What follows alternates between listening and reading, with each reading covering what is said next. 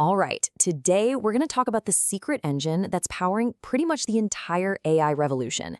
And you know what's wild? It's a piece of tech that you probably know from a completely different world, gaming. But it turns out it's the key to, well, everything we call AI today. Yep, we're talking about GPUs. So this really brings up a fascinating question, right? Why is a company known for making video game hardware now at the absolute center of the AI revolution? I mean, on the surface, that sounds kind of weird. But believe me, that seemingly odd connection is the key to understanding how we got to where we are today. Okay, so let's start here. For a long, long time, these super powerful chips had one main job: making video games look ridiculously real. We're talking lifelike graphics, incredible worlds. But here's the twist. The way they did that, the special trick they used to create those graphics, it turned out to be the exact thing AI was missing to make its huge leap into the future. So, what even is a GPU? Well, you can think of it like a special kind of brain for a computer. A normal computer brain, what we call a CPU, it's really good at doing things one step at a time, very carefully. But a GPU? Oh, it's a master of multitasking. It's built to do thousands or even millions of simple little calculations all at the very same time. And that right there, doing all that work at once, that is its superpower. And this superpower has a name. It's called parallel processing. It's a total game changer. Instead of taking one huge problem and working on it from beginning to end, a GPU just smashes it into thousands of tiny, bite-sized pieces and then solves all of them at the same time. To really get a feel for how different this is, let's try an analogy. Let's say we have to paint a giant, super detailed mural on the side of a building. So first up, let's think about a normal computer processor, the CPU. A CPU is like one single master artist. This person is a genius, right? Incredibly talented, super precise, and can handle any complex, tricky detail you ask them to paint. So our master artist gets to work. They start in one corner of this giant wall and begin painting, one careful brushstroke at a time. The work is going to be perfect, absolutely flawless. But finishing that whole thing, whew, that's going to take a very, very long time. We're talking months. Okay, now let's imagine the GPU approach. Forget this single master artist. Instead, we're going to hire an army of 5,000 artists. And here's the thing. They don't need to be geniuses. They just have to be really good at one simple job: painting one little square. So we break the mural down into 5,000 little squares, and we give one square to each artist.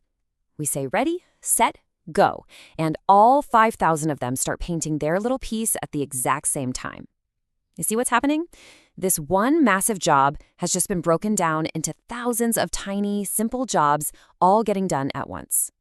And because they're all working together in parallel, that whole mural gets finished in, maybe a few minutes? What would have taken one person months is done in the blink of an eye. And that right there is the big aha moment for AI. Because training an AI is basically just doing billions of simple little calculations, just like painting all those little squares. The GPU is that army of artists that gets it all done at an insane speed. Now, this isn't just some abstract idea for giant, futuristic data centers. No way. This incredible power is literally in your hand right now. It's in your pocket, working away in the apps you use every single day. Think about it. Whenever you ask something to ChatGPT, yep, GPUs are crunching the numbers in the background. When your phone takes a picture and instantly makes it look better, or when it recognizes your face to unlock, that's a tiny GPU inside doing its parallel magic. Even those fun little filters on social media that perfectly track your face, that's all powered by this exact same tech. And just to give you a sense of the sheer scale we're talking about here, how about this number? 10,000. That's about how many top-of-the-line GPUs it took, all working together for weeks, just to train a huge AI model like GPT-4. That's not just one team of 5,000 artists, that's like a whole warehouse full of them, all painting at once. So you see, this wasn't just a minor upgrade. Figuring out that you could use GPUs for AI didn't just make things a little faster. It completely changed the entire game. It's what kicked off the engine of the revolution that we are all living through right now. I mean, if you look at the history of AI, it's like there's a giant line in the sand. Before about 2012, progress was, it was steady, but it was slow.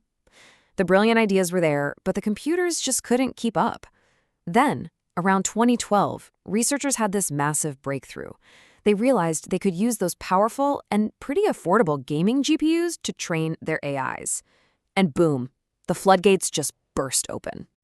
And this is so important to understand. The AI boom we're seeing, it wasn't just because someone wrote a smarter program. No, it was a hardware breakthrough. The GPU was literally the key that unlocked all of this potential that was just sitting there waiting. Which, of course, brings us right up to today. Now you get it, right?